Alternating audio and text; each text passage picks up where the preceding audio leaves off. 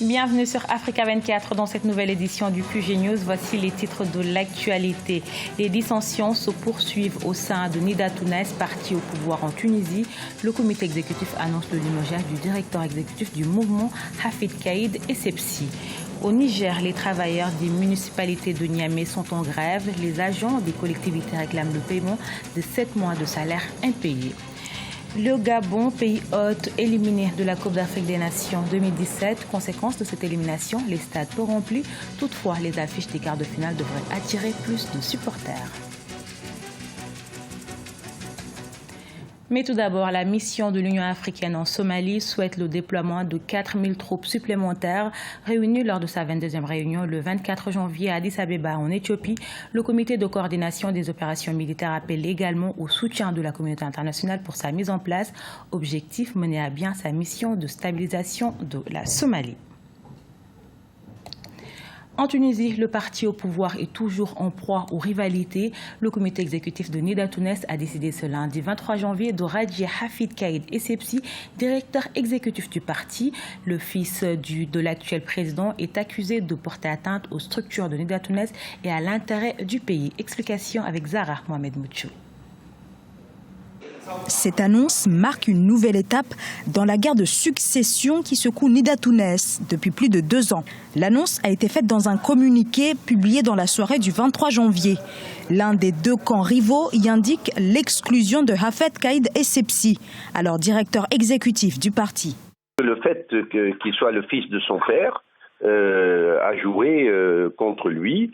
Et si on commence à se débarrasser des gens, non pas parce qu'ils ne œuvrent pas pour la Tunisie, mais parce qu'on craint que le candidaton évoque des situations comme ça, veut dire que le parti Nida Tounes est un parti qui s'est constitué comme un parti anti-intégriste, mais il n'a pas réussi à dire jusqu'à maintenant, c'est un parti pro-quoi? Quel est son programme? Quelle est sa vision? Donc l'éviction de Caïd Essebsi est une sorte de garantie, mini-garantie qu'ils essaient de donner pour dire, voilà, nous ne sommes pas en train de faire du népotisme. La maladie du parti Nida Tounes est que c'est un parti constitué contre les intégristes, et non pas pour quelque chose. Et dès qu'il a été élu au pouvoir, la première chose qu'il a faite, c'est qu'il s'est associé aux intégristes. C'est en janvier 2016 qu'Hafid Caïd Essebsi a pris la tête du parti fondé en 2012 par son père, actuel président de la République. Contesté et aujourd'hui radié de Nida Tounes, Hafid Caïd Essebsi a aussitôt réagi à son éviction. Ce n'est qu'une simple feuille. Ce communiqué n'a aucune valeur juridique et n'a aucun sens. A martelé ce dernier sur une radio tunisienne. Nida Tounes est une formation hybride composée de personnalités de gauche et de centre-droit, mais également d'anciens dignitaires du régime de l'ancien chef de l'État, Zine El Abidine Ben Ali. Les guerres de factions se succèdent, mais malgré la crise sur son leadership, Nida Tounes arrive en tête des intentions de vote aux prochaines élections législatives. Au Gabon, les exportations pétrolières ont chuté au 3e trimestre. La production s'est établie à 8,6 millions de tonnes, soit 62,3 millions de barils à la fin du 9e mois de l'exercice écoulé. En cause le déclin naturel des champs matures et la crise post-électorale. Parallèlement, le prix moyen des bruts a reculé de 51,02 $ à 38,48 $ le baril, perdant ainsi 24,6% de sa valeur marchande en 1 an. Mouvement d'humeur des agents des collectivités de Niamey, la capitale du Niger. Depuis le 23 janvier, ils ont suspendu leurs activités pour cause le non-paiement des salaires par les autorités de la ville depuis juin 2016. Précision à Niamey de notre correspondant Sadou Alizé Mouktar. Bureaux refermés, cours désertés par les agents, c'est le constat dans les différentes municipalités de Niamey. Les travailleurs des collectivités territoriales de la capitale du Niger sont en grève de 5 jours depuis le lundi 23 janvier 2017. Ils attendent par cet arrêt de travail obtenir le paiement de 7 mois d'arriérés de salaire.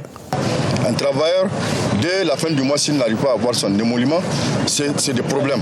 Parce qu'il y a beaucoup d'engagements auxquels vous devrez faire face. Il y a les frais de loyer qu'il faut payer, donc, et il y a les frais d'électricité, l'eau, la nourriture. Et depuis le mois de juin, c'est le dernier salaire qu'on nous a payé.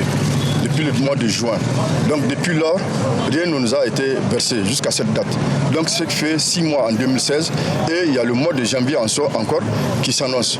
Donc au total, nous on peut comptabiliser 7 mois d'arrêt de salaire au niveau de la ville de Niamey.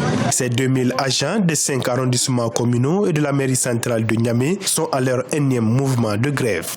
Cette grève de 120 heures des travailleurs des collectivités de la ville cause beaucoup de désagréments aux usagers des services de la mairie. Moi, c'est l'homme d'affaires. J'ai fait des marchés ici, des fois, etc.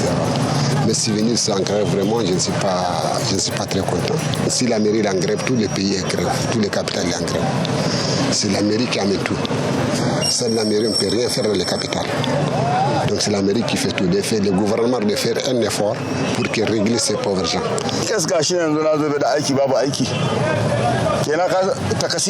Cette grève me pénalise énormément. Cela fait 3 jours que je quitte le quartier Lazare pour venir ici.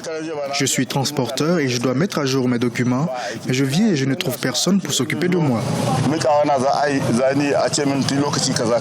Conscients du problème, les autorités du pays entendent trouver une solution dans les meilleurs délais afin que la sérénité revienne au niveau de la mairie centrale. En attendant, les grévistes composés essentiellement d'auxiliaires entendent poursuivre le mouvement d'humeur jusqu'à satisfaction. La Coupe d'Afrique des Nations au Gabon 2017 se poursuit, une compétition qui se déroule désormais sans le Gabon, pays hôte. Après son élimination, les supporters ont également déserté les stades, mais les organisateurs espèrent leur retour pour le reste de la compétition. Reportage au Gabon de notre correspondant Douglas Toutoum. Après l'élimination des Panthères du Gabon, équipe hôte de la Coupe d'Afrique des Nations édition 2017, la fréquentation des stades par le public a brutalement diminué. De Libreville à Port-Gentil, en passant par Oyem et Franceville, le constat est le même. Les tribunes ont été désertées. Pourtant, le prix des billets d'entrée au stade a été étudié. Il varie de 500 à 20 000 francs CFA. 1500 personnes seulement ont assisté au dernier match joué à Libreville contre 38 000 lors de l'élimination des Panthères. L'élimination des Panthères m'a quand même un peu, s'il faut dire, déstabilisé. Ça m'a enlevé tout enthousiasme, tout engouement, pour aller au stade. Le Gabon, malgré qu'il soit éliminé, le match va continuer à se jouer. C'est le football. C'est une affaire de 22 joueurs, donc les gens de bonne foi et de bonne volonté iront toujours au stade. À ce stade de la compétition, plus de 10 joueurs ont été blessés. Beaucoup, à l'instar du sélectionneur du Togo, Claude Roy, accusent l'état de la pelouse. C'est quand même une compétition internationale. Donc le Gabon a été éliminé.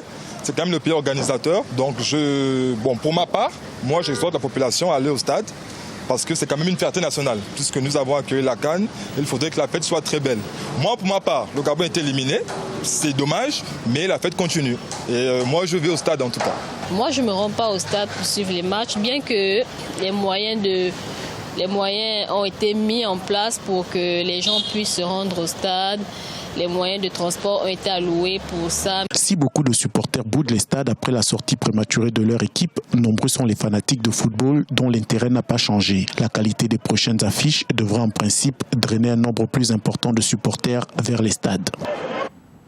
Ce journal a été réalisé par l'ensemble de la rédaction. Nous vous remercions pour votre fidélité. Dans un instant, une nouvelle édition de l'actualité sur Africa 24.